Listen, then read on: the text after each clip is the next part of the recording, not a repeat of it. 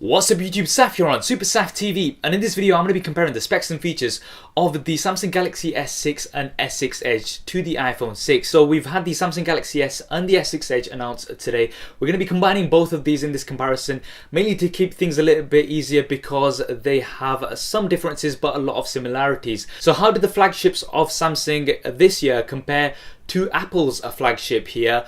Well, do hit that thumbs up button and let's find out.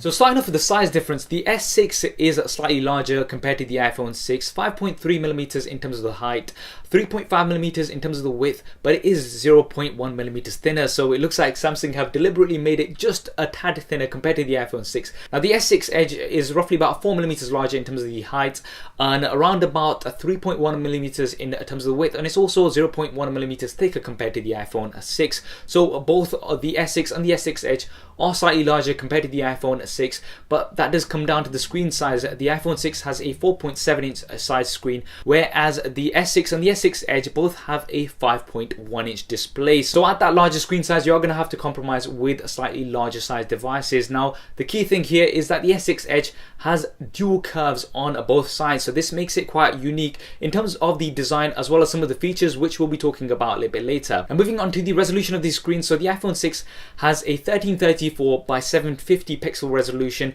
and that works out to roughly about 326 ppi. Now with the S6 and the S6 Edge, they've gone for a Quad HD display, so you've got a massive 2560 by 1440p resolution, and that works out to roughly about 577 ppi pixel density, so a much higher pixel density on the S6 and S6 Edge compared to the iPhone 6. Now a lot of people will argue that ppi at this level is not really noticeable. Yes, at a distance it's probably not noticeable, but when you do bring the devices closer, this is something that you're definitely going to be noticing, and it's going to result in more sharper, more crisp images and text. So this will come down to your personal preference. To some people that might not be much of a big deal, but it is quite impressive that you've got this high ppi on smartphones here on the S6 and the S6 Edge. Now in terms of the weight, there's not much difference. The S6 Edge is just 3 grams more compared to the iPhone 6, and the S6 is roughly about 9 grams more compared to the iPhone 6. So you're not going to notice much of a difference, and it's quite impressive that even though you've got quite larger devices here, they do weigh roughly the same. Now in terms of the build, the iPhone 6 has a premium metal build, so it's a full metal unibody, and it's been praised quite a lot for its build quality. I'm personally not a huge fan of those antenna bands, but other than that, it's a very solidly built device. Now this is something that Samsung have been criticized about over and over again. The build, they've gone for plastic builds traditionally, but they've improved that here on the S6 and the S6 Edge. You've got a metal frame, and then you've got Gorilla Glass panels on the front and the back, so this is supposed to make it quite solid.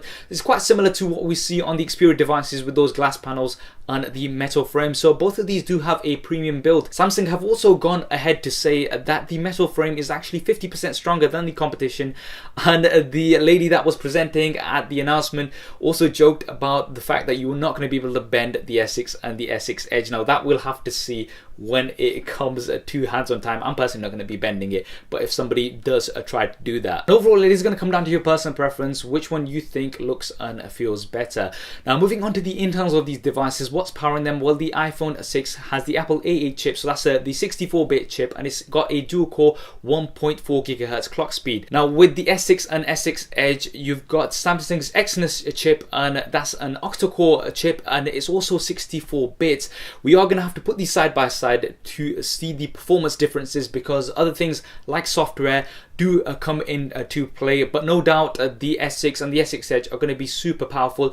The iPhone 6 has been very powerful as well in my experience of using it. Moving on to the RAM, the iPhone 6 just has 1GB of RAM, whereas the S6 and the S6 Edge come with 3GB of RAM, so you've got triple the amount of RAM here on the Samsung devices. So this is going to definitely help towards multitasking, and some of the multitasking features that Samsung offers as well, such as multi-window, really will take advantage of that extra RAM. Now in terms of the storage options available, the iPhone 6 comes in 16, 64 and 128 gig versions. Now I was quite annoyed at the fact that they still stuck to a base model of 16. They should have just gone straight to 32, I believe. Samsung have actually done this, so you've got the 32, 64 and 128 gig version. So you've got a few different options here. The base model does come in higher in terms of storage compared to the iPhone 6. Now Samsung have also said that you've got flash storage on here, super fast flash storage, something that we've not seen in smartphones before, so it should have some very fast and more efficient reading and writing speeds. Now one disappointment that will come to lots of Samsung users is the fact that you don't have expandable storage anymore. So this is something that you don't have in the S6 or the S6 Edge.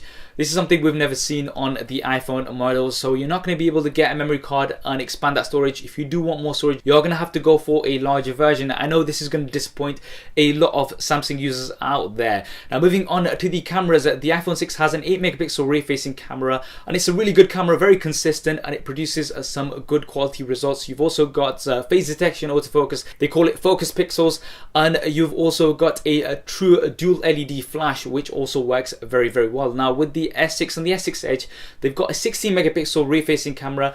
It has optical image stabilization as well, so here's an advantage that you've got here. Optical image stabilization is great on smartphones. The iPhone 6 does not have this. The 6 Plus did have this, but they did not put this in the iPhone 6. Now Samsung have also tried to speed up the time it takes you to take pictures, so they've got super fast autofocus, and you can also activate the camera within seconds, or I think it's within 1 second, 0.7 seconds I think it is, by tapping the home button twice. So that's going to immediately pull up the camera and it's going to allow you to take a picture. Now they have compared this to the iPhone 6 Plus themselves, and the low light images also look a lot better. Now we are going to have to test these out hands-on and put them side by side like we do on the channel, so make sure you are subscribed to see those comparisons first. In terms of video, the iPhone 6 can film 1080p up to 60 frames a second. You've also got that super slow motion, so that's 720p at 240 frames a second. Really nice slow motion. Personally, that's the best, one of the best features for me on the iPhone 6 and 6 Plus. Now with the S6 and the S6 Edge, you have 4K video, so that's 2160p at 30 frames a second, and I believe you've also got 720p at 120 frames a second. They've not specified exactly the slow motion rate on here, but the slow motion king usually has been the iPhone. Now moving on to the front facing cameras, the iPhone 6 has a 1.2 megapixel front facing camera capable of filming 720p HD. Now this is a really nice and consistent front facing camera, although the resolution is quite small. With the S5 I was really disappointed with the front facing camera. It was not very sharp and it just did not perform as well as the competition. Now with the S6 and the S6 Edge, they have set to improve this, so you've got a 5 megapixel front facing camera and it's got the aperture of f1.9, so it's again supposed to be better in low light. We are going to have to put these side by side to compare. Now in terms of the video recording, you should have 1440p. This is something that you've got on the Note 4, so that's got 3.7 megapixel front facing camera and it can film at that resolution. So although they haven't fully confirmed this, I would expect it to be 1440p in terms of recording from the front facing camera. You are going to have 1080p as standard as well. They have also included some additional features, so you've got real-time HDR from the front facing camera, so this is the first, and you've also got a special low light mode which is going to take multiple pictures and combine them to give you a better low light image from the front facing camera. These again we are going to have to try out hands on. And moving on to the software, the iPhone comes with Apple's iOS, so that's the latest version. I believe it's on 8.1.3 right now. The S6 and the S6 Edge are going to come with Android, and they're going to come with the latest version, which is Lollipop. Now you are going to have the TouchWiz UI on top, so this is something that a lot of people don't like and they say it has a lot of lag, but Samsung have said that they have tried to eliminate lag altogether, so you've got zero lag on these devices. We'll have to wait and see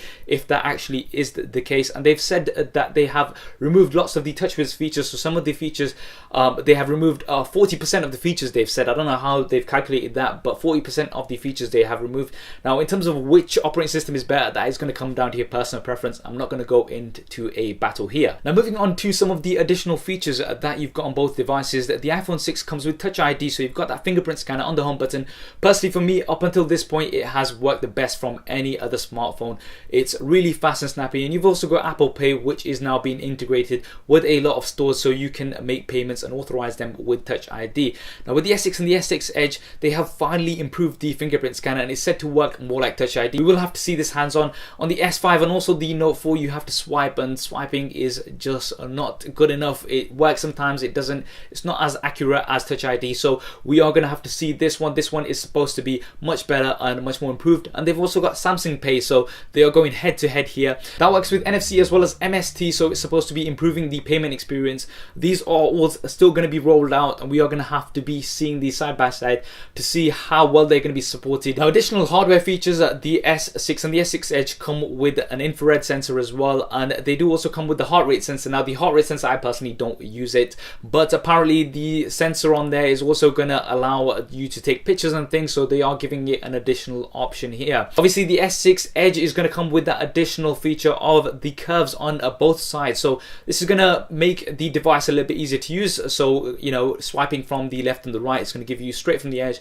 Now, iPhone, they did try to do this by having a bit of a curve on the side, and it works really well, but with the S6 Edge, obviously it's at a whole new level, and you've got these edges that are going to give you things like notifications that are going to pop up, and also your time, so nighttime clock. These are things that we've seen on Note Edge as well. But as well as that, they've got some new features, so you're going to be able to assign 5 contacts, for example, different colors for those contacts as well, and these are going to glow, so in a different color. So this is going to be quite useful to see who's calling you without actually picking up the device. Now, moving on to the batteries, the iPhone 6 has an 1810 milliamp battery. This is not removable. Usage wise, I found it to be okay. It didn't actually get me through the full day in medium to heavy use, so I did need a top up in between. Now, with the S6 and the S6 Edge, the S6 is going to have a 2550 milliamp battery, whereas the S6 Edge is going to have a 2600 milliamp battery. So you've got larger batteries on both the S6 and the S6 Edge compared to the iPhone 6, but you are going to be pushing out more pixels and things, so we are going to have to see how the usage actually performs